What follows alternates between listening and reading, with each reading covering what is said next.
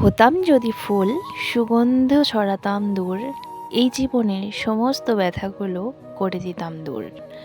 হ্যাঁ বন্ধুরা, এমনই আমারও জীবনের এক কাহিনী। আমারও মন চায় নিত্যদিনের ভিডিও আমি তোমাদের সঙ্গে নিয়ে আসি, যেহেতু ভিডিও করতে আমি ভীষণ ভালোবাসি। কিন্তু এই যে জীবনের দুঃখগুলো জীবন থেকে যেন যেতেই চায় না, যে কারণে আর ভিডিও বানানো হয় না। এই ফুল কার কার না পছন্দ, আমার তো ভীষণ পছন্দ। আর এই সুন্দর বাগানটা আমার খুবই সুন্দর হয়েছে, ফুলে পরিপূর্ণ। যাই হোক, আজকে তোমাদের দাদাভাই আমার সঙ্গে দেখা করতে চলে এসেছে।